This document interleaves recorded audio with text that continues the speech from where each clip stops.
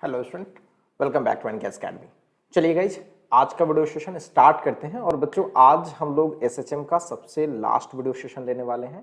और आज हम लोग पढ़ने वाले हैं बच्चों damped oscillation and forced oscillation. Okay, अब इसको समझने के लिए सबसे पहले हमें ये समझना पड़ेगा कि अभी तक हम लोगों ने जो ऑसिलेशन पढ़ा है बच्चों, उसमें कांस्टेंट एम्पलीट्यूड पढ़ा है। मतलब जैसे ध्यान से देखिएगा, अगर कोई स्प्रिंग को मैंने ऐसे खींचा, छोड़ दिया, तो वापस ऐसे ऐसे ऐसे ऐसे कर रही। मतलब अगर इसमें कोई बाहरी फोर्सेस ना हो, कोई डिसिपेटिव फोर्सेस ना हो, कोई विरोध करने वाली फोर्सेस ना हो, एयर रेजिस्टेंस ना हो, कुछ भी बाहर की चीजें ना हो, तो बच्चों ये क्या कांस्टेंट एम्पलीट्यूड से ऐसे करेगी। मतलब अगर यहाँ पे 4 सेंटीमीटर गई तो पीछे भी 4 जाएगी, लगातार जाएगी, बिल्कुल जाएगी। और सारी बातें बच्चों यही होती है। एसएचएम जो हमने पढ़ा है बच्चों, वो आइडियल सिचुएशन पढ़ा है। आइडियल सिचुएशन का ये मतलब हुआ कि हमने ऐसे केस को डिस्कस किया है जिसमें कभी भी डिसिपेटिव फोर्सेस नहीं लग रही थी। रियलिटी में सोचिए बच्चों, क्या रियलिटी में ऐसा होता है? क्या रियलिटी में कोई पार्टिकल को मैं ऐसे अगर स्प्रिंग पेंडुलम में ब्लॉक को मैं थोड़ा कंप्रेस करके छोड़ दूं, तो क्या ये एक समान से लगातार करती रहेगी? आपको खुद पता है कि सर विद इन सेकेंड वो धीरे धीरे क्या हो जाएगी, रेस्ट में आ जाएगी। मतलब उसका एम्पलीट्यूड कांस्टेंट नहीं है। टॉप पे गई, वापस आ गई, फिर थोड़ा कम गई, थोड़ा कम, कम कम कम कम, रुक गई। ऐसा ही होता है ना। तो रियल लाइफ में, एक्चुअल प्रैक्टिस में जो हमने पढ़ा है अभी तक एसएचएम में, वैसा होता नहीं है। रियलिटी में बच्चों डैम्पिंग फोर्सेस लगती है। डैम्पिंग फोर्सेस का मतलब जो रिटार्डिंग फोर्सेस है, जो उसको रोकती है, वो एक्चुअल लगती है, जिसे डिसिपेटिव फोर्सेस कहते हैं, जिसके वजह से न तो उसकी एनर्जी फिक्स्ड रह पाती है। ठीक, जनरली हमने बोला है कि जो उसकी total energy, mechanical energy constant रहती है, मैकेनिकल एनर्जी टोटल कांस्टेंट रहती है, लेकिन वैसा बिल्कुल नहीं है। धीरे धीरे एनर्जी उसकी कम होती जाती है, किसी और रूप में खर्च हो जाती है। ठीक, एम्पलीट्यूड भी फिक्स नहीं रहती है। ठीक है, तो ये सारी बातें बच्चों होती है। होपफुली क्लियर है। तो ये एक चीज होती है किसी भी डैम्प्ड ऑसिलेशन में। तो डैम्प्ड ऑसिलेशन क्या है, अब बातें समझिए कि रियलिटी में अगर कोई पार्टिकल एसएचएम कर रही है, उसमें क्या हुआ, बाहर की फोर्सेस अगर एक्ट कर रही है, जिसे हम डिसिपेटिव फोर्सेस कहते हैं। ओके, तो ऐसे ऑसिलेशन को बोलते हैं डैम्प्ड ऑसिलेशन। होपफुली क्लियर है बच्चों। रियल लाइफ में जितनी भी ऑसिलेशंस होती है, वो सबके सब क्या होती है, डैम्प्ड ऑसिलेशन होती है। मैंने यहाँ पे पहले से कुछ लिख रखा है, वो आप देख सकती है, कुछ खास ऐसे है भी नहीं। ओके, तो बच्चों यहाँ पे मैंने आपको यहाँ पे बता रखा है कि व्हेन डिसिपेटिव फोर्स, यही वर्ड है, इसको पकड़िएगा। When dissipative forces act on a body executing SHM, mechanical energy amplitude gradually decreases, बिल्कुल ग्रेजुअली डिक्रीज करती है, and body finally comes to rest. This is called damped oscillation. इसी को बोलते हैं बच्चों डैम्प्ड ऑसिलेशन। जो समझाया वही। अब इसका एग्जांपल क्या हो सकता है, सिंपली देखिए। जैसे एग्जांपल के तौर पे सपोज कीजिए कि मैंने एक स्प्रिंग लिया, थोड़ा फील करवाने के लिए मैं बना रहा हूं, और इसको मैंने वाटर के अंदर डाल दिया। ठीक है, इसको वाटर के अंदर डाल दिया। ठीक है बच्चों, और आपको पता है कि समय के अनुसार से धीरे धीरे वाटर में ये ऑसिलेशन करते करते करते करते धीरे धीरे धीरे धीरे धीरे धीरे बच्चों इसकी एम्पलीट्यूड कम हो जाएगी। धीरे धीरे इसकी ऊपर नीचे तो जाएगा, ठीक है। कुछ देर के बाद धीरे धीरे इसकी एनर्जी वाटर को रेजिस्ट करने में खर्च हो जाएगी। तो ये कैसा ऑसिलेशन हो जाएगा बच्चों, डैम्प्ड ऑसिलेशन हो जाएगा। अच्छे से समझिए, थ्योरेटिकल चीज है ज्यादा ये, और इसमें डेरिवेशन नाम का कोई चीज करना नहीं है, डायरेक्ट चीजों को याद करना है। हमारे सिलेबस में वैसे ही, क्योंकि इसकी जो डेरिवेशन है यहां पे किया ही नहीं जा सकता जिस टाइप की मैथमेटिक्स है। ओके, चलिए, तो होपफुली क्लियर है बच्चों। डैम्प्ड ऑसिलेशन समझ में आ गया। ठीक, इसकी एम्पलीट्यूड ऑलवेज क्या होगी, लगातार वैरी करेगी। अब आपके दिमाग होगा कि सर इसकी एम्पलीट्यूड वैरी कैसे करती होगी। आइए मैं आपको बताता हूं इसकी एम्पलीट्यूड वैरी। हालांकि इसको मैं प्रूव कर लूंगा अभी तुरंत, कैसे वैरी करती है वो तो ग्राफिकली मैं समझाने की कोशिश करता हूं। देखिए, एक ग्राफ में बनाता हूं, इसको थोड़ा फील कीजिएगा बच्चों। मैं 2 ग्राफ बना रहा हूं। एक ऐसा ग्राफ बना रहा हूं जिसमें कोई डैम्पिंग फोर्स नहीं है। तो ये ग्राफ पार्टिकल, गौर से देखिएगा, इस तरह से पार्टिकल की एसएचएम हो रही है। तो इसकी एम्पलीट्यूड हर समय क्या है, अगले एक चक्कर के बाद भी एम्पलीट्यूड वही रहा। गौर कीजिएगा, एक चक्कर के बाद भी एम्पलीट्यूड वही रहा, अगले चक्कर के बाद भी एम्पलीट्यूड वही रहने वाला है। नीचे भी देख सकते हैं सेम। तो ये जो ग्राफ बना है ये कब का बना है बच्चों, कब का ग्राफ बना है, पार्टिकल की डिस्प्लेसमेंट y का है टाइम के साथ या x का है टाइम के साथ, जो भी ले लो।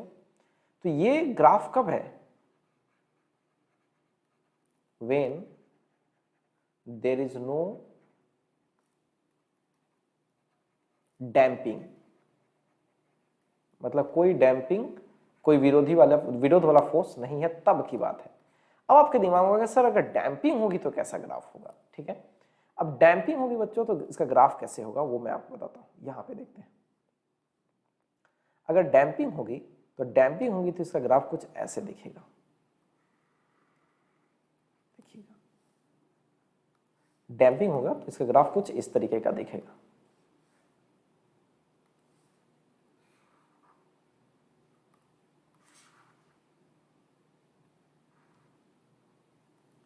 ओके,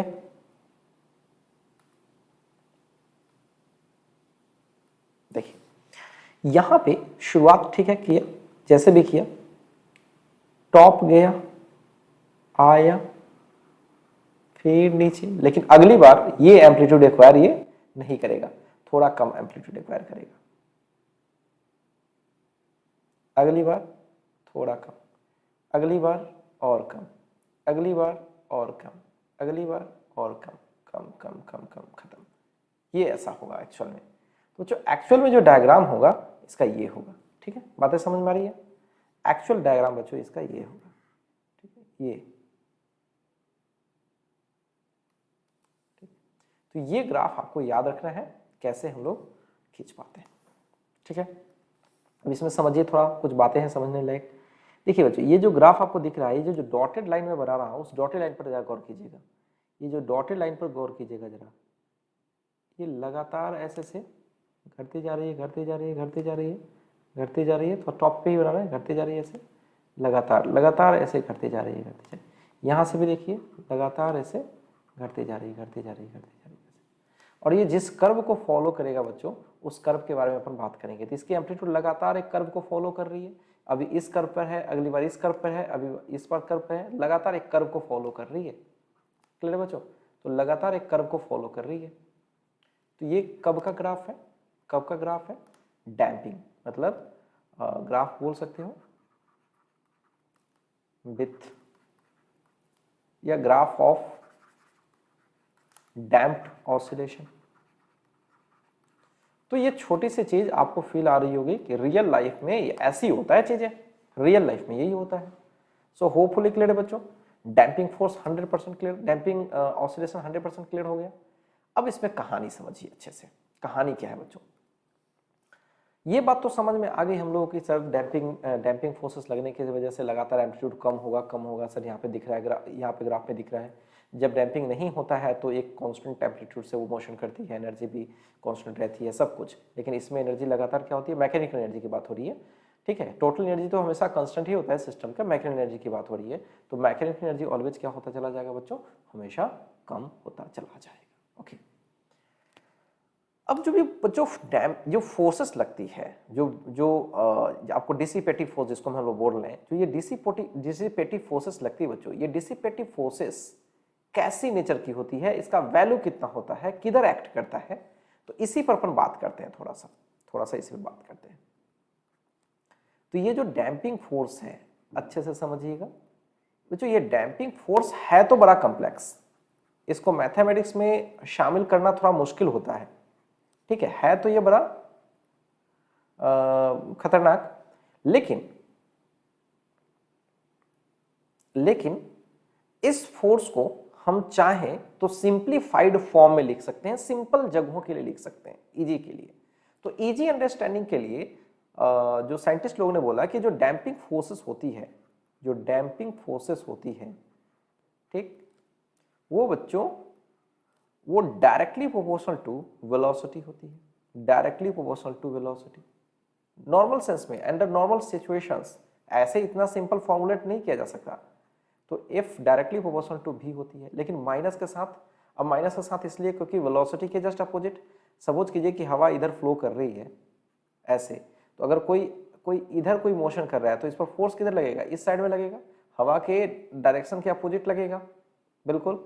या दूसरे शब्दों में अगर कोई पार्टिकल, अगर आप साइकिल से सोचो, ध्यान से देखो, अगर आप ऐसे आगे बढ़ रहे हो तो फोर्स आप पर किधर लगता है, विरोधी इधर ही लगता है। आप आगे जाते हो तो आगे थोड़े ना फोर्स लगता है आप पे, बैक हवा की वजह से लगता है। तो वही बात, वेलोसिटी की हमेशा क्या होती है, अपोजिट। ठीक है, तो ये माइनस इसलिए लगा दिया। अब जब इसको बराबर करेंगे तो कोई ना कोई कांस्टेंट आएगा। तो यहाँ पे जो कांस्टेंट जनरली बच्चों कुछ लोग बी लिखा करते हैं, कुछ लोग गामा लिखा करते हैं अपने अपने तरीके से, कोई इसमें कुछ खास है नहीं से। तो ये बी हो गया, जहां पे बी को बोलते हैं damping constant. B is called damping constant. B is called damping constant. समझ पा रहे हो बच्चों, कहीं से कोई डाउट है? तो ये एफ हो गया आपका बी भी, एफ हो गया बी भी। फील्ड के साथ समझिए, कुछ खास ऐसे है नहीं। अब इसी को थोड़ा सा समझने, इसी को थोड़ा सा हम चाहे तो इक्वेशंस वगैरह में भी कन्वर्ट कर सकते हैं। इस पर कभी कभी सवाल भी कुछ पूछे जाते हैं। ठीक है, इतनी बातें क्लियर है बच्चों, कहीं से कोई डाउट तो नहीं है? ओके, नाउ लेट्स मूव, आगे बढ़ते हैं बच्चों, आगे बढ़ते हैं। अब इस डैम्पिंग फोर्स पर थोड़ी सी हम लोग कैलकुलेशन कर लें। ठीक है, अभी बच्चों हम लोगों ने क्या देखा, अभी हम लोगों ने देखा कि जो F जो डैम्पिंग होती है वो क्या होती है, माइनस के इंटू वी के बराबर, ये देखा। ओके ओके, नाउ इस पर थोड़ी सी डेरिवेशन करते हैं। क्या बच्चों हम इसको ऐसे लिख सकते हैं, जरा गौर कीजिएगा, क्या हम इसको m into D V by D T बोल सकते हैं, एक्सेलरेशन, ये बोल सकते हैं, माइनस के इंटू भी बोल सकते हैं।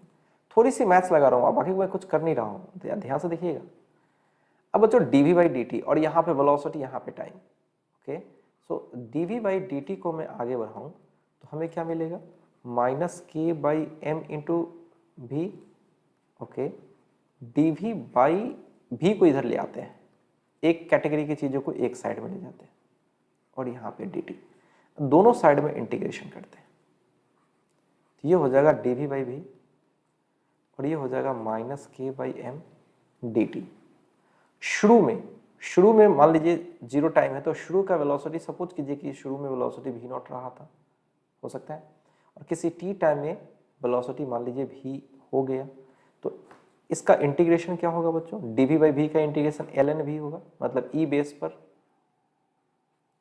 और यहाँ पे हो गया v नॉट से v, और ये हो जाएगा माइनस के by M into D T का इंटीग्रेशन t हो, फ्रॉम जीरो टू t, तो t ही आएगा ऑब्वियसली। यहाँ पे लॉ की प्रॉपर्टी यूज करेंगे तो अपर लिमिट भी माइनस लोअर लिमिट भी नॉट, एंड दिस इज के टी बाई एम। अगर आप ध्यान से देखें तो ये क्या हो जाएगा, एल एन भी बाई भी नॉट, ये हो जाएगा minus K T by M. Clear है बच्चों? अगर मैं भी बाई भी नॉट यहाँ से निकाल लूँ तो क्या लगता है आपको, e की पावर कितनी हो जाएगी, minus K T by M. Clear है, e की पावर हो जाती है, ये मैथ्स है थोड़ा। अब बच्चों इसको मैं आगे सॉल्व करूं तो जैसे ही मैं आगे इसको सॉल्व करूंगा तो हमें क्या मिलेगा, जरा यहाँ से देखिएगा, ये v विल बी भी नॉट e की power minus K T by M. Hopefully clear है, इसमें कुछ खास है नहीं। तो ये चीज है बच्चों, यानी किसी भी टाइम का वेलोसिटी अगर निकालें तो भी नॉट ई की power minus K T by m. इसका ग्राफ अगर खींचोगे ना बच्चों तो बड़ी कमाल का मिलेगा। मैथमेटिक्स में अगर इसकी ग्राफ खींची जाए, हालांकि आप लोग इस चीज़ को अभी शायद पढ़े नहीं होंगे, लेकिन अब खींचते हैं तो इसका ग्राफ कुछ खास मिलेगा आपको, ऐसे चेंज होता हुआ। इसका ग्राफ बच्चों ऐसा होता है, भी इक्वल्स बी नॉट है, इसका ग्राफ ऐसा होता है। शुरू में t इक्वल्स टू जीरो की मैं बात करूं तो t इक्वल्स जीरो डालोगे तो मैक्सिमम वेलोसिटी v नॉट। धीरे धीरे टाइम बढ़ने पर वेलोसिटी घटते जाएगी e की पावर माइनस है, ठीक, तो घटती जाएगी इन्फिनिटी पर e की पावर माइनस इन्फिनिटी, e की power minus infinity, this is 1 by e की पावर इन्फिनिटी। सम नंबर इन्फिनिटी वो पावर तो इन्फिनिटी होती है, और 1 बाई इन्फिनिटी क्या होता है, जीरो। यानी बच्चों धीरे धीरे किसको टेंड करेगी, कर्व तो होगा ही, नो डाउट। धीरे धीरे धीरे धीरे धीरे धीरे धीरे धीरे धीरे ये किसको फॉलो करेगी बच्चों, इसको फॉलो करेगी, ठीक है, नीचे फॉलो करेगी। क्लियर है बच्चों? अगर पॉजिटिव डायरेक्शन में वेलोसिटी ले रहे हैं तब, नेगेटिव डायरेक्शन में अगर वेलोसिटी ले रहे हैं तो ग्राफ ऐसे फॉलो करेगी। बातें दोनों की क्लियर है बच्चों? तो ये है भाई, ये है, अगर वेलोसिटी पॉजिटिव हुई तो ये, निगेटिव हो गई तो ये, ठीक। तो ये है जो ग्राफ इसका, मतलब वेलोसिटी लगातार कम होते होते एक समय में जीरो हो जाएगी, वेलोसिटी और टाइम के बीच का ग्राफ। ओके, इतनी बातें क्लियर बच्चों? तो ये जो इक्वेशन है ये मैंने ऐसी इंटरेस्ट के लिए आपको बना दिया है, लेकिन इसकी विशेष कोई फिलहाल अभी जरूरत नहीं है। तो यहां तक बच्चों क्लियर हो गया कंसेप्ट 100%? कहीं से कोई डाउट तो नहीं है बच्चों? ओके, चलिए बच्चों आगे बढ़ते हैं। अब बच्चों डैम्पिंग में फिर से आ जाते हैं और डैम्पिंग में बात करेंगे कि उसकी इक्वेशंस कैसे फॉलो होंगी। अगर बच्चों मैं नॉर्मल एसएचएम की मैं बात करूं तो नॉर्मल एसएचएम में इक्वेशंस आपको याद होगा, मतलब विदाउट डैम्पिंग की मैं बात करूं, विदाउट डैम्पिंग जब कोई डिसिपेटिव फोर्सेस नहीं लग रही थी तो सिंपल दो इक्वेशंस थे, F इक्वल्स माइनस के इंटू एक्स ये वाला, और इसका एक डिफरेंशियल फॉर्म। इसका डिफरेंशियल फॉर्म क्या था याद होगा, और इसमें बहुत सारी बातें थे, अच्छा वो समय लिख देता हूँ। इसका डिफरेंशियल फॉर्म था d2, अगर लीनियर एसएचएम हो रही है तो d2x/dt2 plus omega square x बराबर 0, ये था बच्चों। और साथ साथ ये भी बात पता थी आपको कि ओमेगा क्या था, √k/m। इतनी चीजें बच्चों पता थी, टाइम पीरियड इसी से निकल जाएगा। तो मेन चीज ये थी, ये सबको पता है, ये विदाउट डैम्पिंग की बात हो रही है। लेकिन अगर डैम्पिंग होगी तो इक्वेशन क्या होगा, इसको देखते हैं, ठीक है। तो आइए नेक्स्ट पेज में इसको फ्रेश तरीके से देखते हैं। तो अब हम लोग बात करते हैं इक्वेशन ऑफ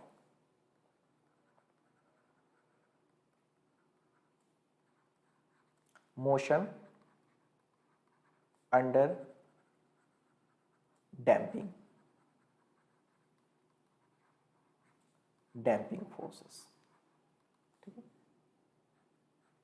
ये बात करेंगे। क्लियर बच्चों? फिर से पूरी बात समझ लीजिए। मैंने आपको बताया कि अगर कहीं बाहरी डिसिपेटिव फोर्सेस लग रही है तो उसमें जो ऑसिलेशन होती है उस ऑसिलेशन को हम लोग बोलते हैं damped oscillation. Okay, damped oscillation में इंपॉर्टेंट क्या है, डैम्पिंग फोर्स, डैम्प्ड फोर्स या डैम्पिंग फोर्स जो भी है, ये फोर्स बच्चों क्या करती है, लगातार वेलोसिटी को डिक्रीज करती है, जिसकी वजह से धीरे धीरे एम्पलीट्यूड कम होते होते एक समय में जीरो हो जाता है। डैम्पिंग फोर्स को क्या कैलकुलेट करना पॉसिबल है? नहीं, क्योंकि वो बड़ा कॉम्प्लिकेटेड होता है, लेकिन सिंप्लीफाइड वे में अगर लिखा जाए तो लिखा जा सकता है। सिंप्लीफाइड वे में क्या लिखा गया, सिंप्लीफाइड वे में लिखा गया कि F is directly proportional to velocity, लेकिन नेगेटिव। ओके, तो ये चीजें मैंने आपको बताया। अब मैं बात कर रहा हूं कि जो भी पार्टिकल एसएचएम करती है, जब डैम्पिंग ना लगे तब तो सारा का सारा इक्वेशन हम जानते हैं, दो इक्वेशंस, डिफरेंशियल और एक सिंपल। और अगर डैम्पिंग फोर्सेस लग रही है तो फिर हम कैसे निकालेंगे, आइए बताते हैं उसमें। अब बच्चों होता क्या है कि जब डैम्पिंग फोर्सेस लगती है तो ऑब्वियसली बॉडी पर कितनी फोर्सेस लगती है, दो फोर्सेस, एक तो रीस्टोरिंग लगती है और एक डैम्पिंग फोर्सेस। तो अगर मैं इक्वेशन की बात करूं, अगर F की मैं बात करूं तो पहले लिखता था हम लोग लिखते थे F बराबर माइनस kx, लेकिन माइनस kx के अलावा जैसे कोई पार्टिकल, जरा गौर से सुनिएगा, कोई पार्टिकल है, अगर ये आगे जा रही है, ठीक, आगे जा रही है, वेलोसिटी इसकी आगे है, तो अब रीस्टोरिंग फोर्स सबको पता है पीछे लगती थी, मीन पोजीशन से अगर ये आगे है, अगर मीन पोजीशन से आगे है तो वेलोसिटी के अपोजिट हमेशा लगती है, यानी ये रीस्टोरिंग फोर्स लगेगी, रीस्टोरिंग फोर्स। तो बच्चों डैम्पिंग फोर्सेस के बारे में तो यही पढ़े ना कि ये भी क्या होती है, वेलोसिटी के अपोजिट, तो डैम्पिंग फोर्स भी तो बैक लगेगी। तो माइनस kx माइनस क्या होगा, kv, अगर सिंप्लीफाइड इक्वेशन को लिखे तो ये बच्चों इक्वेशन होगा, असल में इक्वेशन ये होगा, दोनों चीज में इसमें इंक्लूड है। ओके, दोनों चीज इसमें इंक्लूड है। अब इसका डिफरेंशियल इक्वेशन भी बड़ा आसानी से लिख सकते हो, सबको इधर ले आओ भाई, सबको इधर हम ले आए तो क्या हो जाएगा, kx plus kv will be 0। f को हम लिख सकते हैं m d2x/dt2 second derivative of x, kx plus, अच्छा इसको k नहीं बल्कि b लिखते हैं हम, सॉरी बच्चों, इसको थोड़ा सिंबल बदल देते हैं, ठीक है, इसको सिंबल बदल देते हैं, k डैश भी बोल सकते थे, ठीक है, आइए इसका सिंबल बदल देते हैं हम लोग, तो इसको b बोल देते हैं,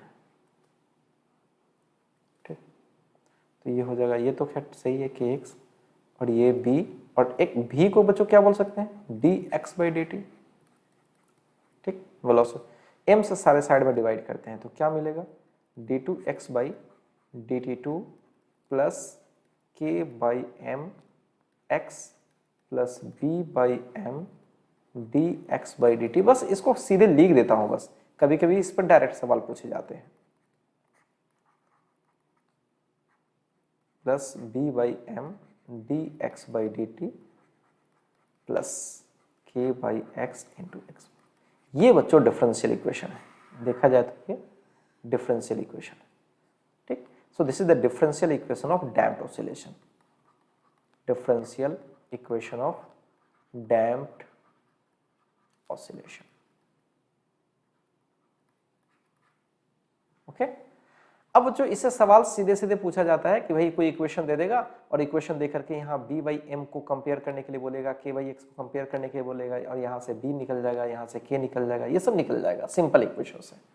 ध्यान रहे यहाँ एक स्पेशल इक्वेशन है, जब हम डैम्पिंग फोर्स b भी कंसिडर करेंगे तब की बात हो रही है, ऐसे तो इक्वेशन इसका कम्प्लेक्स ही होगा, लिखना पॉसिबल नहीं है।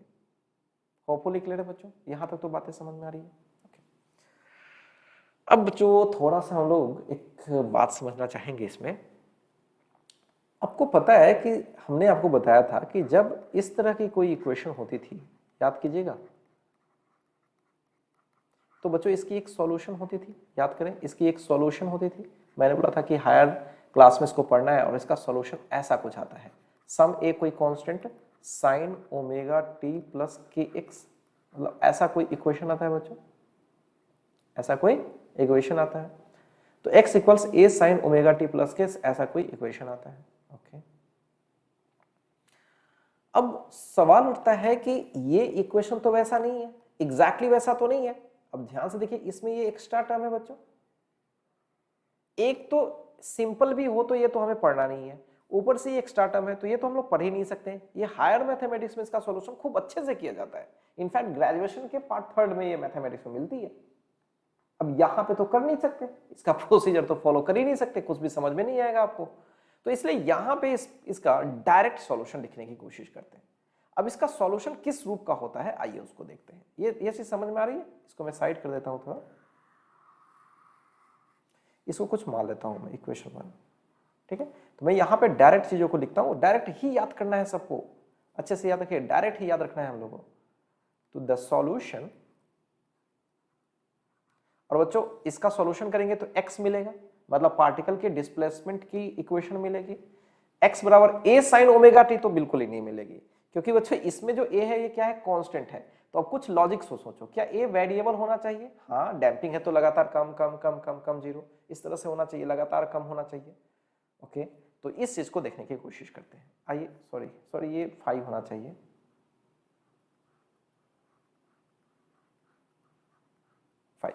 मैं कैसे लिख दिया, ठीक है, ये होता है बच्चों। So the solution of equation 1 is given by focus कीजिएगा, दिया जाता है। आई हर क्लास में करना है, कैसे आता है, तो ऐसा कुछ आता है। x बराबर, ध्यान से सुनिएगा, a नॉट e की power minus B T by 2m, इसको याद करना पड़ता है, साइन ओमेगा डैश टी के प्लस सम थीटा फीटा जो भी, ठीक है। ओमेगा डैश या ओमेगा डी भी बहुत लोग बोलते हैं डैम्पिंग के लिए, ठीक है, ओमेगा डी भी बोलते हैं, ठीक। तो ये होता है इक्वेशन। अब आपके दिमाग में होगा कि सर ये सब चीज आ कैसे गया, तो मैंने आपको पहले बताया, इसको बिल्कुल याद नहीं करेंगे, बिल्कुल मतलब देखेंगे नहीं, अभी केवल रट्टा मारना है। अब जहां ओमेगा डैश क्या है इसके बारे में बता देता हूँ, मतलब ये सब कुल मिलाकर याद करनी है। Where omega dash is equal to root under, पहले ओमेगा क्या होता था बच्चों, बिना डैम्पिंग का याद करिए, पहले ओमेगा क्या होता था, याद कीजिए, root under K by M होता था ना। अब देखो यहाँ पे ओमेगा डैश क्या होगा, root under K by M divided by B by 2m का होल स्क्वायर, ये आती है मुझे सॉल्यूशन करने में। जहाँ ओमेगा डैश की वैल्यू क्या है, K by M minus B by, और जहाँ बी क्या है, डैम्पिंग कॉन्स्टेंट, जहाँ की बी क्या है बच्चों, डैम्पिंग कॉन्स्टेंट। क्लियर है बच्चों, यहां तक में कोई दिक्कत है? ये इक्वेशन हमें एकदम से याद रहना चाहिए, जहां ओमेगा डैश ये है। क्लियर है बच्चों? अब मेरी बात ध्यान से सुनिए, खूब अच्छे से सुनिएगा। बच्चों ये जो हो रहा है इसमें अगर बी बहुत ज्यादा हो जाए, बी क्या हो जाए, बहुत ज्यादा हो जाए, तो अब जरा गौर करना, अगर b बहुत ज्यादा हो जाएगा बच्चों, b अगर बहुत ज्यादा हो जाएगा तो e की पावर, ये पूरा टर्म ही लगभग जीरो के आसपास हो जाएगा, e की पावर माइनस बहुत इंफिनिटी जीरो हो जाएगा, तो x की वैल्यू नियरली जीरो हो जाएगी। तो बच्चों वहां पे डिस्प्लेसमेंट लगभग लगभग क्या होने वाली है, खत्म होने वाली है। ठीक है, मतलब अगर स्मॉल डैम्पिंग है तब तो ये इक्वेशन सही है। ठीक है, तो अगर मैं बोलूं फॉर स्मॉल डैम्पिंग,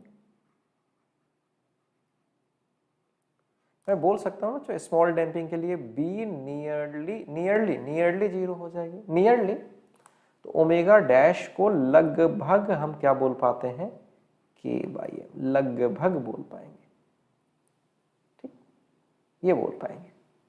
तो ये चीज थोड़ा दिमाग में हमें बना के रखना है, अगर स्मॉल डैम्पिंग हो तो हमें क्या केस है, इसको भी हमें समझने की जरूरत है। ओके, जनरली कभी कभी ये चीज आपसे पूछा जाता है। क्लियर है बच्चों? अब आगे बढ़ते हैं।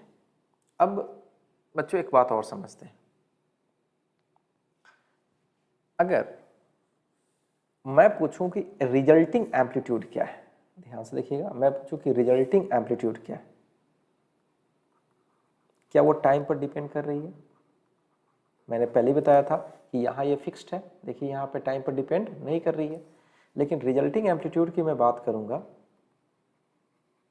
तो ये आपको दिखाई दे रही होगी, ध्यान से देखिएगा, ए दिस इज व्हाट, यहां पे पकड़िए इस बात को, ये रहा, ये क्या होगा, ए नॉट ई की power minus B T by 2m। Clear बच्चों? तो ये ग्राफ को फॉलो करेगा, ये वही ग्राफ को फॉलो करेगा, इस टाइप के ग्राफ को फॉलो करेगा, इसको फॉलो करेगा। ठीक है, निगेटिव है तो ऐसे फॉलो करेगा। ठीक है, इस तरह से ग्राफ को ये फॉलो करेगा। और जो पार्टिकल डैम्प्ड और ऑसिलेशन कर रही है उसका ग्राफ कैसे होगा, उसका ग्राफ तो मैंने पहले ही बता रखा था, इस जैसा।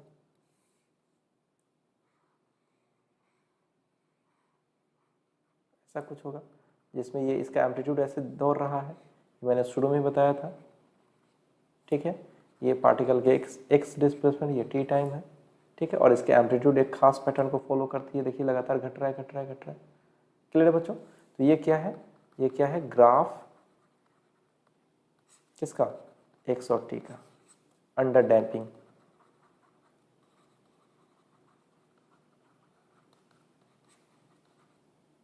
क्लियर है बच्चों? तो बड़ा सिंपल है, इसको हमें दिमाग में रखना चाहिए, इतनी बातें दिमाग में रखें तो डैम्पिंग में आपका काम हो जाएगा। क्लियर है बच्चों? चलिए बच्चों अब आगे बढ़ते हैं और आइए एक दो पहले क्वेश्चंस कर लेते हैं, फिर हमें समझ में आ जाएगा क्या करना है आगे। चलिए बच्चों आगे बढ़ते हैं।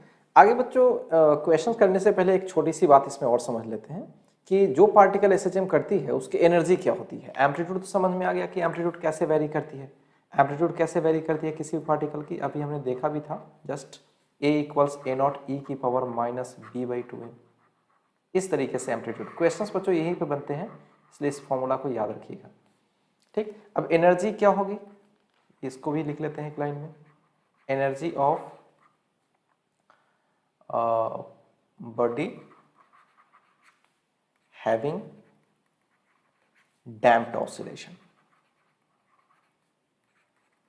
ठीक है, जिसके डैम्प्ड ऑसिलेशन हो रही है उसकी क्या होने वाली है। ओके, तो कुछ नहीं है, बस आपको पता है कि टोटल जो एनर्जी होती है, टोटल बच्चों जो एनर्जी होती है वो होती है हाफ ऑफ के इंटू एक्स का स्क्वायर, मतलब एम्पलीट्यूड ए का स्क्वायर, हाफ ऑफ के एम्पलीट्यूड का स्क्वायर, सिंपली हम ऐसे लिख देते हैं। ठीक, हाफ ऑफ के, और ए क्या होता है, तो ए ये रहा, ए नॉट ई की power minus B by 2m, यहाँ पर टी छूटा है सर, इस पूरे का होल स्क्वायर, इस पूरे का होल स्क्वायर। ध्यान दीजिएगा, थोड़ा इसमें कहानी खास है, ये ए नॉट का स्क्वायर और ई का पावर बच्चों माइनस, ठीक है ध्यान से देखिएगा, पावर है तो 2 टाइम्स से हो जाएगा, तो 2 times B by 2m into T, 2 cut जाएगा। बच्चों एनर्जी जो होता है ना, एनर्जी का फॉर्मूला फाइनली जो होगा, इसको बच्चों हम लोग मैक्सिमम बोल लें, ई नॉट बोल सकते हैं, ई नॉट और ई की पावर ध्यान से देखिएगा minus B T by M. अच्छा से देखिएगा बच्चों, ये एनर्जी में क्या होता है minus B T by M होता है और एम्पलीट्यूड में नीचे 2 होता है। इस बात का ध्यान रखिएगा, क्वेश्चन आगे मिलेगा, मामला इसी पे फंसता है बच्चों का। ठीक, तो फाइनल बातें क्या हो गई कि एम्पलीट्यूड अगर हमसे कोई पूछे तो ए नॉट ई की power minus B by two M, जहाँ ए नॉट शुरुआत में टी इक्वल टू जीरो का एम्पलीट्यूड होता है। T equal to zero, T equal to zero डालोगे तो ये टर्म 1 हो जाएगा, जीरो डालोगे तो ई की पावर 0 1, यानी इनिशियल एम्पलीट्यूड यही होगी। और अगर मैं एनर्जी की बात करूं तो ये हो जाएगी एनर्जी ई नॉट, ये शुरू की एनर्जी होगी, क्योंकि शुरू में टी बराबर 0 डालोगे तो पूरा टर्म 1 हो जाएगा, तो शुरू का एनर्जी यही है। तो शुरू का एनर्जी ई की power minus B by M naught 2। So this is very important, this is very important. Questions के बच्चे यहीं से बनते हैं। ठीक, आइए एक क्वेश्चन देखते हैं, समझ में तब आ जाएगा। आइए इस क्वेश्चन को अच्छे से देखिए। क्वेश्चन क्या है बच्चों इसमें, अगर आप अच्छे से देखें, in a damped oscillation amplitude at t equal to zero is a naught, मतलब वही ए नॉट जो हम लोग पढ़े हैं, टी इक्वल टू जीरो पर ए नॉट है, and T equal to capital T it's A naught by two. ध्यान से सुनिएगा, एम्पलीट्यूड का जो फॉर्मूला होता है शुरुआत में ए नॉट है, बोला ही है, तो सीधे सीधे लिख देता हूं मैंने B by two M into T. Clear है बच्चों, ये तो होती ही है। अब ए की value T equals to capital T पे कितनी है जरा देखना, तो A naught by two. Okay, तो at t equals to capital T. Okay, so A is what? This is A naught by 2. Put करते इसमें, तो A naught by 2 equals A naught e की power minus b by two M into capital T. तो ये दोनों cancel. अब बच्चों ध्यान से देखना, 2 की पावर माइनस 1 लिख सकते हैं क्योंकि 1 बाई टू है। सो e की power minus B T by two M, minus minus हटा दो, तो 2 विल बी e की power b capital T by two M. Okay, तो ये रिलेशन हमारे पास है, ये रिलेशन बच्चों हमारे पास है। ठीक से देख लीजिएगा ये रिलेशन। अब चाहे तो इसको बच्चों हम ऐसे भी कर सकते हैं, इसको स्क्वायर कर लीजिए, तो स्क्वायर कीजिएगा तो क्या हो जाएगा, जरा ध्यान से देखिएगा, बाद में समझ में आएगा क्यों स्क्वायर कर रहे हैं। पूरे का होल स्क्वायर, तो 2 से इनटू हो जाएगा, तो ये 4 विल बी ई की power B T by M. This is equation number 1। ये ठीक है, ये हमने निकाल के रखा हुआ है। This is very important question बच्चों, ऐसे क्वेश्चन एग्जाम में पूछे जाएंगे। सवाल क्या है, सवाल अब जो इंफॉर्मेशन शुरू में था उससे मैंने एक बात गैदर कर ली कि चलो हमें ये हो सकता है सिंपली। ठीक, नाउ इस पर और भी मैं एक दो क्वेश्चन सेट करूंगा, अभी तो इस सवाल को देख लो। अब एनर्जी की बात बोली जा रही है, if E T equal to zero पर ई नॉट है, मतलब एनर्जी ई नॉट है, मैंने पहले भी बताया है, तो टी बराबर 2t पर कितनी एनर्जी होगी। अब एनर्जी हमसे पूछा गया है, तो एनर्जी का जो फॉर्मूला होता है, अगर शुरुआत में ई नॉट है तो यही फॉर्मूला लगाते हैं। ध्यान इस बात का रखते हैं कि यहाँ b बाई टू एम के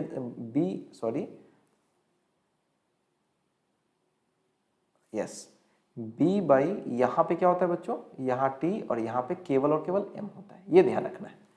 अब जरा गौर कीजिएगा, क्या ई नॉट नीचे इसको बच्चों e की power b T by M लिख सकते हैं। ओके ओके, अब आपको कब चाहिए, टी बराबर 2t पे चाहिए, डालिए, तो एनर्जी कब चाहिए, तो टी बराबर 2t पर, तो ई नॉट बाई ई की पावर b, 2t यहाँ पे डाल दे, 2t बाई एम।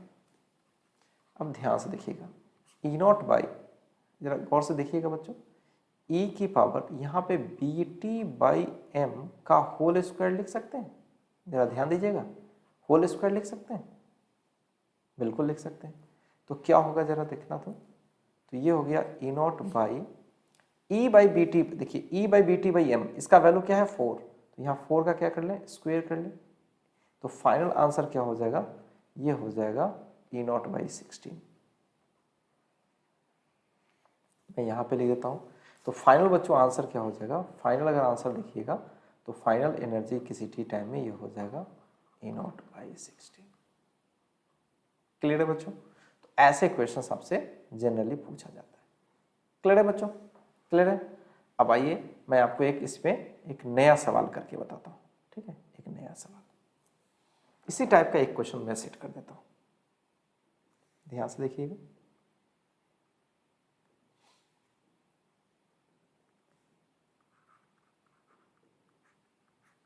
कभी कभी बोलेगा कि भाई किसी खास समय में, जैसे t equals to if at t equals, कोई टाइम ले लेगा जैसे 2 सेकेंड में, amplitude of a damped harmonic oscillator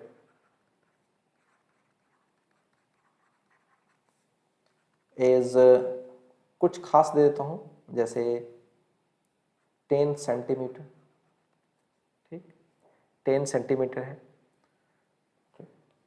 find its amplitude at t equals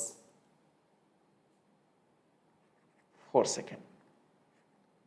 4 second पर इसकी एम्पलीट्यूड क्या होगी? सिंपल सवाल, ठीक है। कैसे सॉल्व करोगे? तो बड़ा सिंपल है। एम्पलीट्यूड का बच्चों फॉर्मूला पहले देख लो। एम्पलीट्यूड का फॉर्मूला किसी टी टाइम में यही होता है, यही होता है। तो कब का ये एम्पलीट्यूड है? 2 सेकेंड का है। 2 सेकेंड का कितना है बच्चों? 10। ओके, तो ये 10 डाल दूं, ए नॉट रहने देता हूं, ई की power minus B by into 2 डाल देता हूं यहाँ पे, और यहाँ पे जो भी है 2m, कट गई है। तो ये 10 इक्वल्स ए नॉट ई की power minus B by m, ये है बच्चों पहला रिलेशन। नाउ हमसे ए पूछा गया है, कब पूछा गया भाई?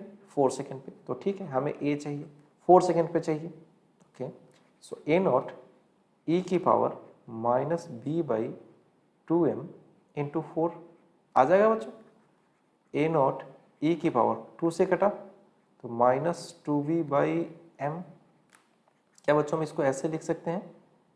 ए नॉट ई की power minus B by m का होल स्क्वायर लिख सकते हैं बच्चों, लिख सकते हैं, बिल्कुल लिख सकते हैं।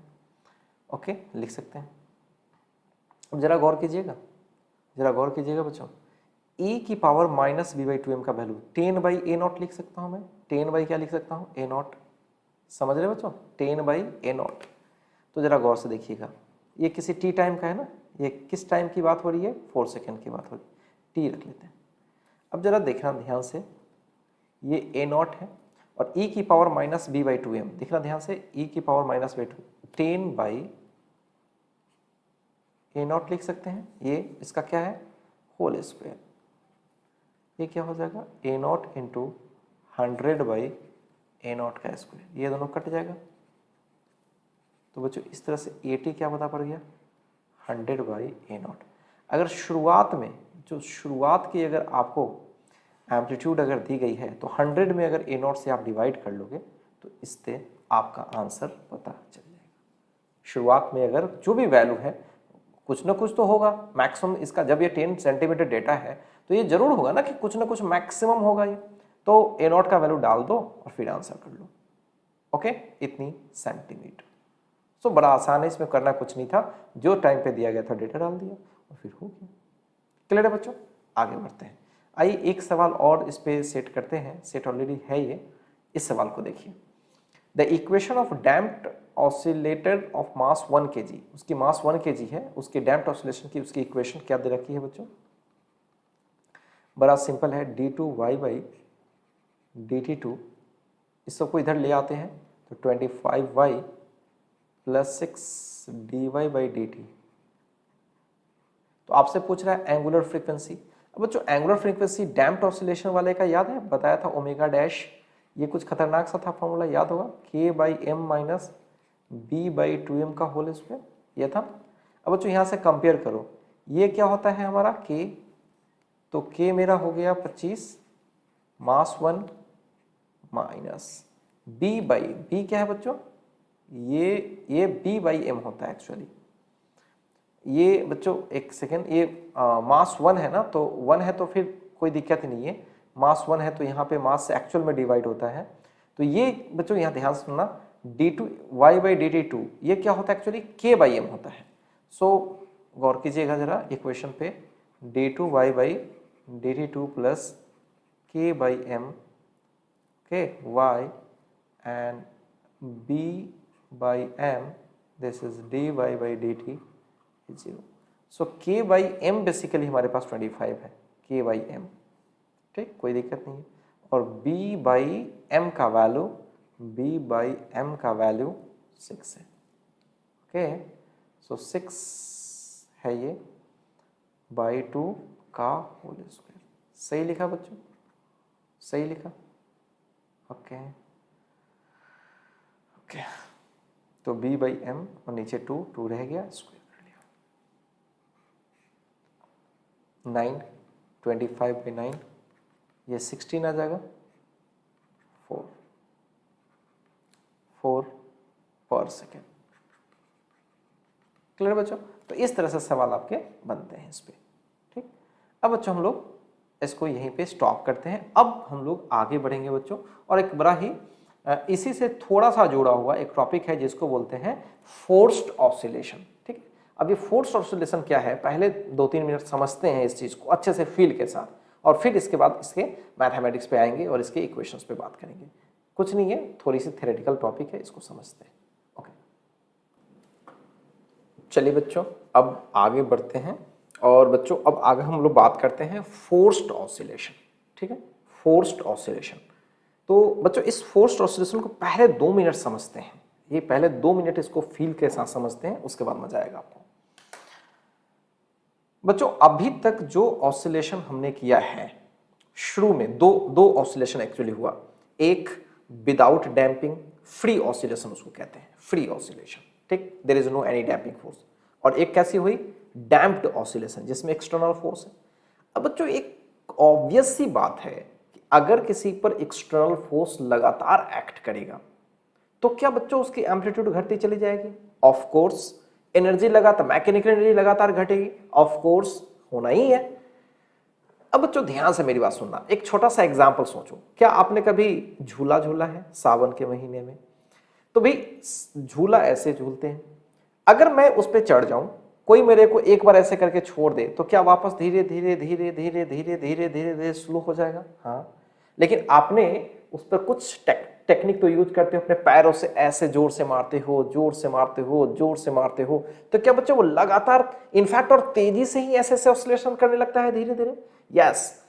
उसे क्या टर्म बोलते हैं वो शायद आप लोगों को पता होगा, लेकिन आप उससे कोशिश करते हो पैर से ऐसे फोर्स लगाए, ऐसे फोर्स लगाए, तो क्या बच्चों वापस ये ऐसे ऐसे ऐसे करने लगती है और तेजी से? हाँ। अगर तेजी से ना भी करे, आप नॉर्मल एक एक पैर मारते रहते हो, तो क्या वो मेंटेन्ड रहती है? हाँ, मेंटेन्ड रहती है। इसका मतलब है बच्चों कि अगर मैं डैम्प्ड ऑसिलेशन में, ऐसी ऑसिलेशन जो लगातार धीरे धीरे धीरे रुक जाए, उस पे मैं एक्सटर्नल फोर्स लगा दूं, और एक्सटर्नल फोर्स कैसी है कि एक ही डायरेक्शन में है कि हर पल बदल रही है बच्चों? इधर जाती है तो आप इधर थोड़े ना फोर्स लगाते हो, अगर झूला ऐसे गया तो अपने पैरों से ऐसे लगाते हो, ऐसे गया तो अपने पैरों से ऐसे, तो फोर्स की डायरेक्शन भी कंटिन्यूअसली आप चेंज करते रहते हो, डायरेक्शन, मैग्नीट्यूड सब कुछ चेंज करते रहते हो। तो अगर कभी भी कोई पार्टिकल डैम्प्ड ऑसिलेशन कर रही है और अगर हम उस पर एक्सटर्नल फोर्स लगा दें, एक्सटर्नल फोर्स कैसी? पीरियोडिक होनी चाहिए, वो भी चेंज होने वाली होनी चाहिए। ऐसा नहीं कि झूला ऐसे जा रहा है तो फोर्स तुम इधर लगा दो, प्रॉब्लम ही हो जाएगा। फिर अगर ऐसे जा रहा है तो उसी डायरेक्शन में उसी के अकॉर्डिंग लगाओ, ठीक। इस इधर जा रही है तो उसी डायरेक्शन में उसी के अकॉर्डिंग लगाओ, तो वो झूला तुम्हारे अनुसार से झूलेगा। जो एक्सटर्नल फोर्स उसको फोर्स लगा के ऐसे ऐसे करा रही है, वो एक्सटर्नल फोर्स के फ्रीक्वेंसी या एंगुलर फ्रीक्वेंसी के अकॉर्डिंग वो झूला झूलेगा। सोर्स की नेचुरल फ्रीक्वेंसी से ऑसिलेट वो नहीं करेगा। समझ पा रहे बच्चों? तो ये एक कमाल की बात होती है। तो जहां कहीं भी ऑसिलेशन हो रही है बच्चों, जहां कहीं भी ऑसिलेशन हो रही है, जहां फ्री ऑसिलेशन नहीं हो रही है, नेचुरल में तो जो भी लगभग ऑसिलेशन सब फ्री तो है ही नहीं, सारे के सारे कैसे ऑसिलेशन है? डैम्प्ड वाले हैं।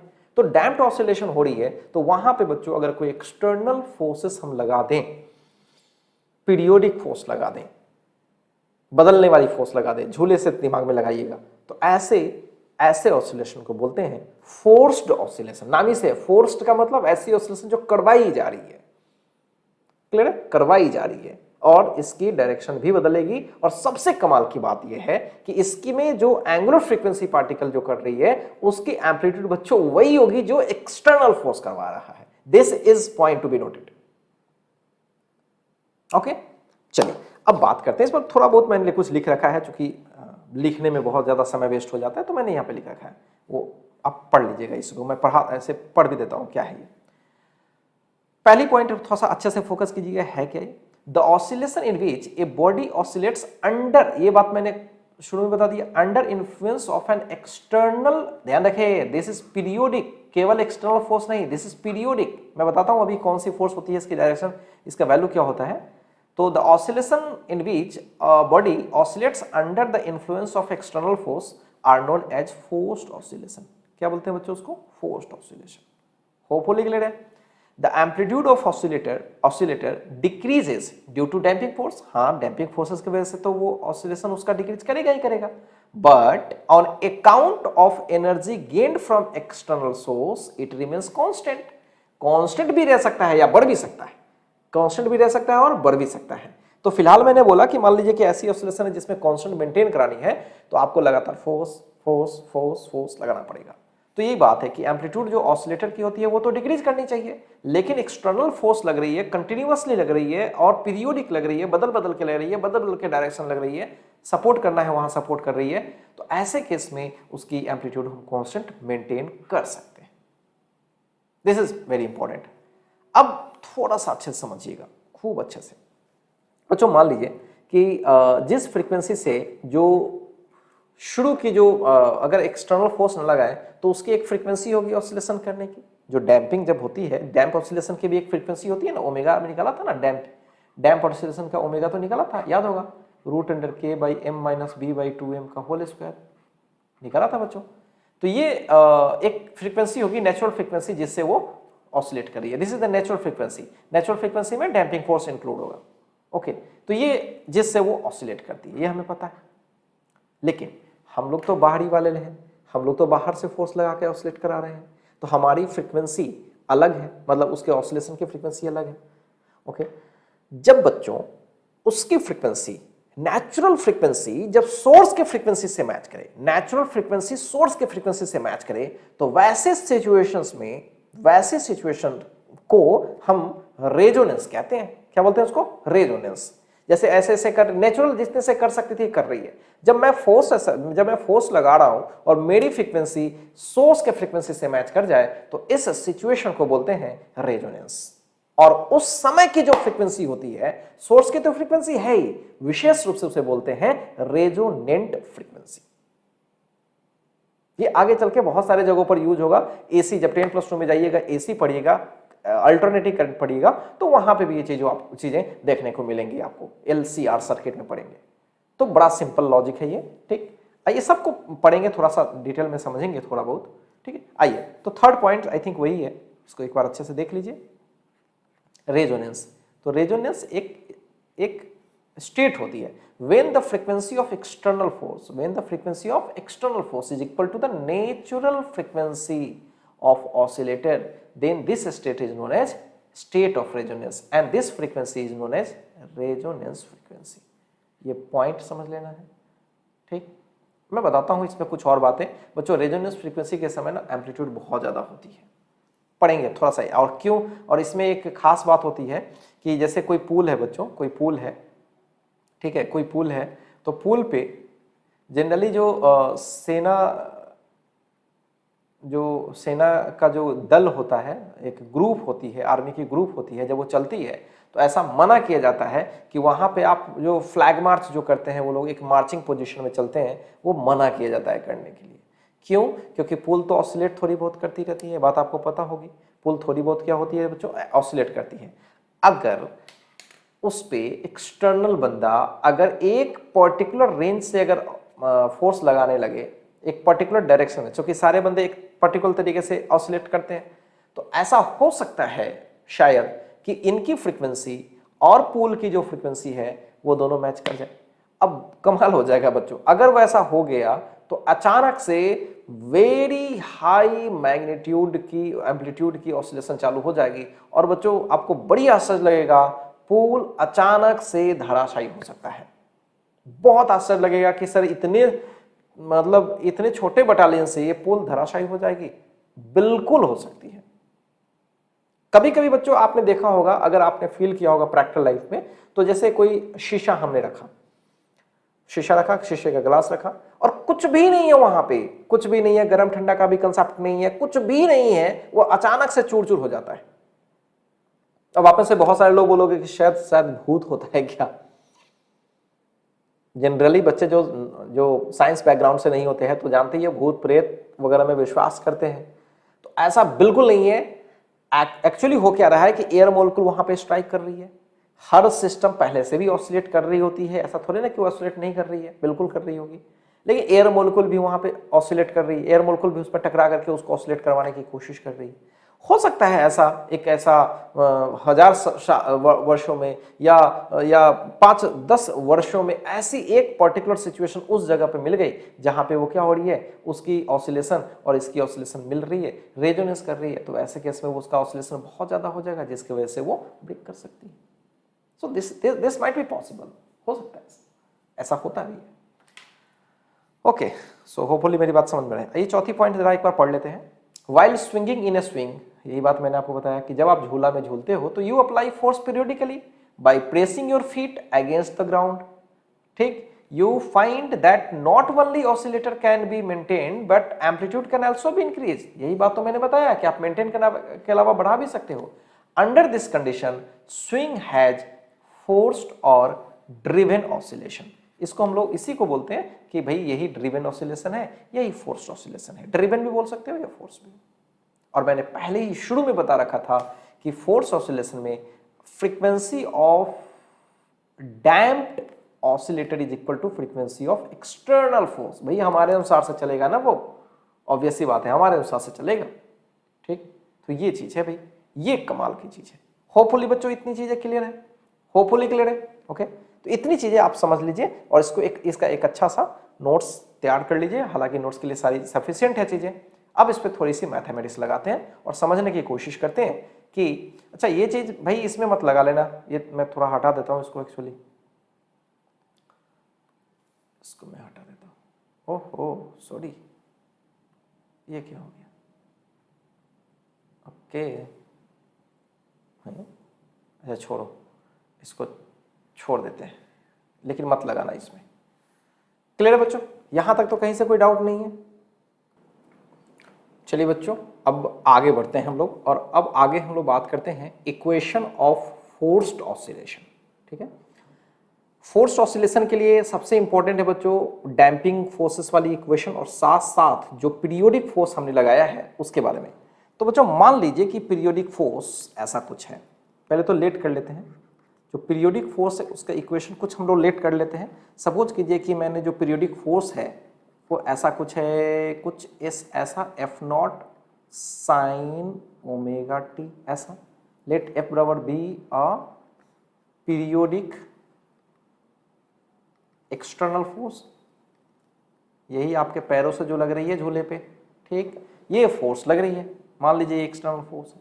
तो अब इक्वेशन क्या होगी, इक्वेशन क्या होगी। F बराबर पहले क्या होता था जरा गौर कीजिएगा, F बराबर माइनस के एक्स होता था। अगर मैं नेचुरल बात करूं तो माइनस बी भी होती थी। साथ में इसमें एक्स्ट्रा फोर्स ऐड हो जा रहा है, कौन सा ऐड हो जा रहा है, अपोजिट नहीं लगेगा बच्चों, अपोजिट नहीं लगेगा। अपोजिट लगेगा तो फिर तो लगातार रिटार्ड ही हो जाएगा, तो इसमें माइनस नहीं करना है बल्कि प्लस करना है। तो ये क्या हो जाएगा, यही वाला डाल देता हूं, F naught sine omega T. तो इसी फ्रीक्वेंसी से ऑसिलेशन होगा। ठीक है, ये जो फ्रीक्वेंसी है बच्चों इसी से ऑसिलेशन होगा। ठीक, ओके आगे बढ़े। अब इसको थोड़ा आप इस साइड ले आओ और इसके इक्वेशंस को बना लो, कुछ है नहीं ऐसे, इसको डिवाइड करिए या फिर डायरेक्ट लिख लीजिए इसे m into d two x by D t two, बुला लेते हैं इधर, तो के एक्स प्लस बी भी चलेगा बच्चों, बी भी equals f naught sine omega t. अब चाहो तो इसको d x by D t भी लिख लो, चलो कोई दिक्कत नहीं है। D two x by D t two plus k x plus b d x by D t. तो ये हो गया अपना इक्वेशन, सिंपल ये इक्वेशन हो गया। कुछ नहीं है, पहले वाला इक्वेशन में एक नया फोर्स जोड़ दिया हूं। जोड़ा क्यों है भाई, पार्टिकल अगर ऐसे जा रही है आगे तो रीस्टोरिंग तो पीछे, डैम्पिंग भी ये, और एक्सटर्नल फोर्स भी पीछे लगा दूंगा तो आगे क्यों बढ़ेगी ये, फिर अपने ए को मेंटेन कैसे करेगी? ये फोर्स के दो फोर्सेस इस पर डैम्पिंग फोर्सेस की वजह से यहां जाना चाहती है तो यहीं पे रह जाती है, तो सामने फोर्स लगाना पड़ेगा तभी तो यहां तक पहुंच पाएगी। समझ पा रहे हो बच्चों? सो ध्यान रखना यहाँ प्लस लिखना, तो this is important. So this is the equation of damped, differential equation है actually, differential equation of forced oscillation है ना, फोर्स्ड ऑसिलेशन, शॉर्ट लिख रहा हूं ऑसिलेशन। सो इतनी बातें बच्चों अच्छे से क्लियर है, कहीं से कोई डाउट तो नहीं होना चाहिए इसमें, क्लियर है बच्चों?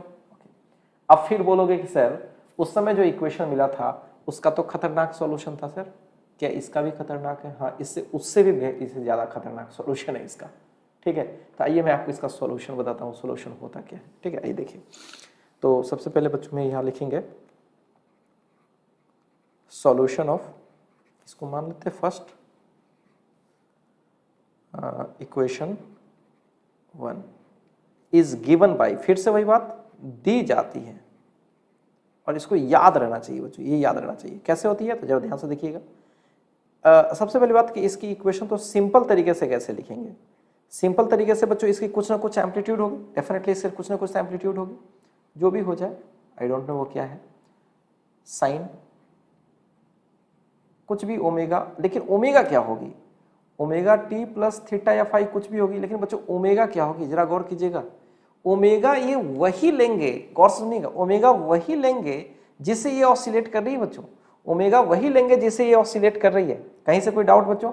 ओमेगा यही वही लेंगे जिसे ये ऑसिलेट कर रही है। क्यों? मैंने शुरू में बता रखा था कि जो उसकी नेचुरल फ्रीक्वेंसी होती है वो नहीं, जो हम करवा रहे होते हैं, जो फोर्स, जो पीरियोडिक फोर्स है उसकी फ्रीक्वेंसी पर गौर कीजिएगा जरा, ये देखिएगा। ओके, यही है यहाँ पे, और वही चीज बच्चों यहाँ पे लगा रहे हैं। ठीक है, नेचुरल फ्रीक्वेंसी देखिए, नेचुरल फ्रीक्वेंसी मान लीजिए कि इसकी नेचुरल कह सकते हो, या फ्री ऑसिलेशन में जो फ्रीक्वेंसी है मान लीजिए ओमेगा नॉट है, √k/m है ये, या स्मॉल डैम्पिंग में ये चल जाता है। ठीक है, फ्री ऑसिलेशन में स्मॉल डैम्पिंग में ये चलता है, तो ये वाला ओरिजिनल है। तो ये इक्वेशंस दी जाती है, लेकिन ये इक्वेशन में ये ओमेगा क्या है?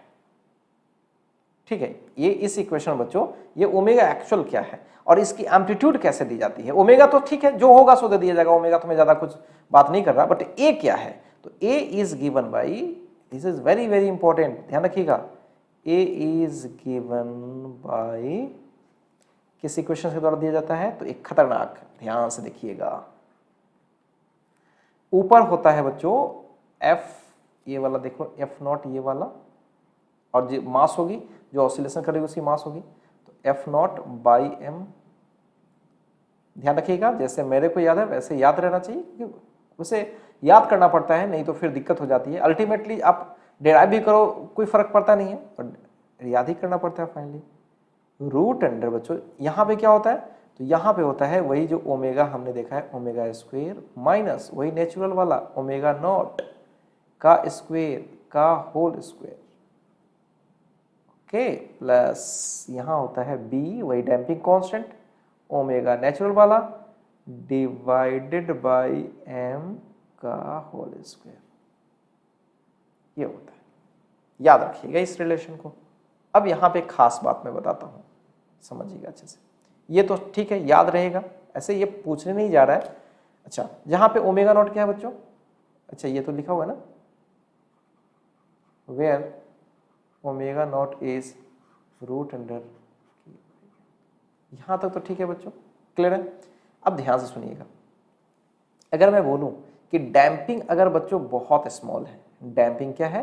अगर बहुत स्मॉल है, तो बी को नियरली हम क्या कर सकते हैं? नेगलेक्ट कर सकते हैं। बी को नियरली हम क्या कर सकते हैं? नेगलेक्ट कर सकते हैं। क्लियर है बच्चों? बी को नियरली हम क्या कर सकते हैं? नेगलेक्ट कर सकते हैं। ठीक है, तो कंडीशंस अपने अपने लगाने पर है, तो मैं एक कंडीशन यहाँ पे लगा देता हूँ, अलग कलर से कर देता हूँ। इफ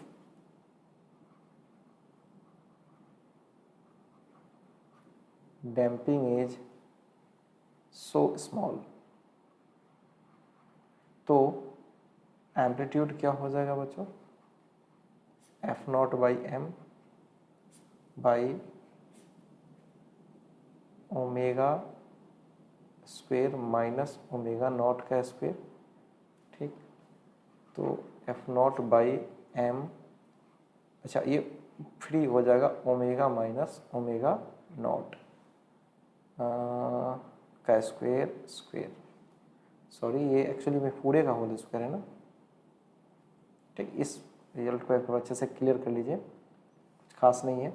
यहाँ पे m है, यहाँ पे ओमेगा का, अच्छा इसको साफ साफ लिखता हूँ यहाँ पे,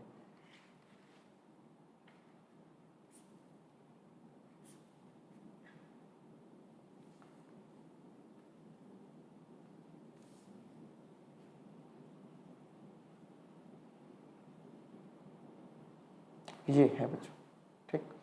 अब यहीं पे थोड़ा सा समझिएगा, ये बच्चों नेचुरल फ्रीक्वेंसी और ये क्या है, फोर्स ऑसिलेशन वाली फ्रीक्वेंसी। अगर ये दोनों बराबर हो जाए, अगर मैं बोलूं कि omega is equal to omega naught, तो नीचे क्या होगा, जीरो के आसपास। जीरो नहीं होगा बच्चों, ये तो नेग्लेक्ट किया है ना मैंने, ये तो नेग्लेक्ट किया है, लेकिन ये तो ऐसा थोड़े ना कि गायब ही हो जाएगा, ये कुछ ना कुछ तो रहेगा। तो अब मेरे को एक चीज बताओ, अगर ओमेगा ओमेगा नॉट के बराबर हो जाए तो क्या a is very large, a is very large, बोलो बच्चों। यस, ए काफी ज्यादा होगा। तो यही केस में बोल रहा था कि जब ओमेगा काफी ज्यादा, ओमेगा बराबर हो जाता है ओमेगा नॉट के, तो ये बहुत लार्ज हो जाता है, और this is the condition of resonance, this is the condition of resonance. ये बात मैं समझा रहा था मैथमेटिक्स के हेल्प से। तो इतनी बातें बच्चों हमें दिमाग में रखनी है। अब इसमें ज्यादा कुछ नहीं होती, इक्वेशंस बेसिस पर सवाल किया जाएगा और आप आराम से बना सकते हो। कहीं से कोई डाउट है बच्चों, क्लियर है बच्चों, कहीं से कोई डाउट तो नहीं है, तो ये चीज दिमाग में रहनी चाहिए। ओके, तो चलिए बच्चों, आज के वीडियो सेशन में अब इतना ही रखते हैं। अब आपका कंसेप्ट क्लियर हो चुका होगा, डैम्प्ड ऑसिलेशन, फोर्स्ड ऑसिलेशन, इसमें कहीं कोई कुछ खास नहीं है, लेकिन हाँ थ्योरेटिकली बड़ा स्ट्रांग होना चाहिए, हर फील आना चाहिए इस पर्टिकुलर टॉपिक में, ठीक है। रट्टा मार के पढ़ने से इसमें नहीं होता है, फील आना चाहिए। अब बच्चों आगे के वीडियो सेशन में मिलते हैं। आगे के वीडियो सेशन में हो सकता है तो मैं डैम्प पर एक छोटा सा सेशन ले लूंगा, जिसमें केवल क्वेश्चंस प्रैक्टिस होगा और इजी टाइप के क्वेश्चंस मैं डालूंगा उसमें, और उसके बाद बच्चों हम लोग का SHM कवर हो जाएगा। ओके, मिलते हैं गाइस नेक्स्ट वीडियो सेशन में, तब तक के लिए बाय, टेक केयर।